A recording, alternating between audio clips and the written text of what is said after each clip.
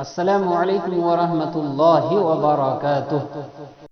ایام عید اور ماہ شوال کا پہلا عشرہ، رمضان المبارک کے بعد عید کے ایام اور ماہ شوال کا پہلا عشرہ بہت اہم ہے۔ اس عشرے میں ہر شخص کو اپنا احتساب کرنا چاہیے، حساب کتاب کرنا چاہیے کہ جو روحانیت اور برکات رمضان المبارک میں حاصل ہوئے ان کی حفاظت ہو رہی ہے یا تفریحات اور فضولیات میں انہیں ضائع کیا جا رہا ہے۔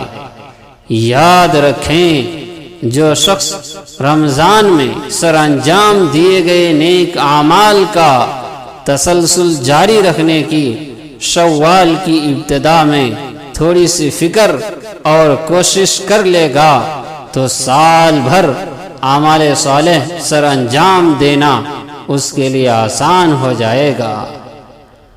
رمضان کی عبادات کا تسلسل جاری رکھیں۔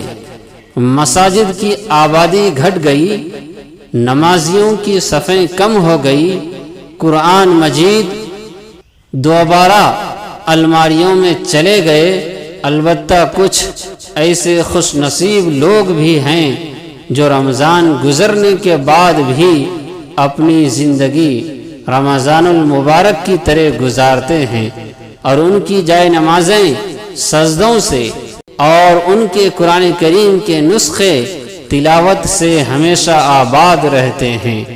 ارشاد باری تعالی ہے، یہ لوگ وہ تھے جن کو اللہ نے ہدایت کی تھی، لہذا تم بھی انہی کے راستے پر چلو۔ اللہ سبحانہ و تعالی ہمارا شمار بھی ایسے لوگوں میں فرما دے، آمین۔